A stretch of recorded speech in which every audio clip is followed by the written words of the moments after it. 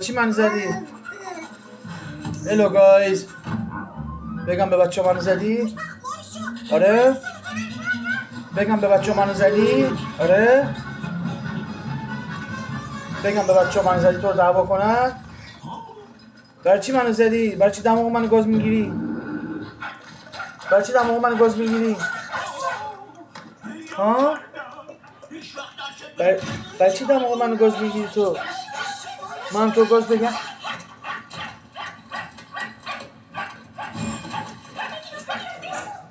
اینا؟ ببین با مدرک دارم ثبت میکنم تو منو گاز میگیری.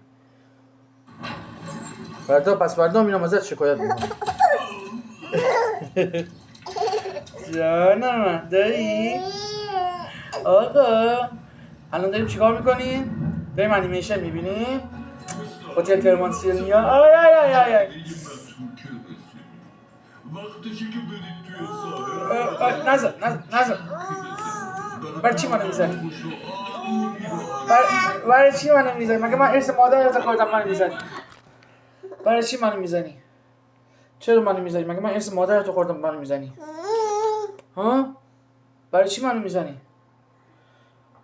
بگو هلو گایز، هلو یوتیوب، بگو سلام کن، سلام.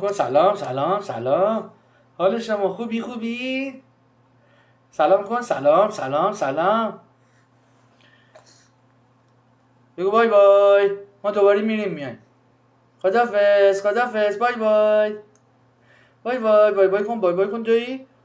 بگو خدافظ، ما میایم. خب بریم بیایم، 1 2 3.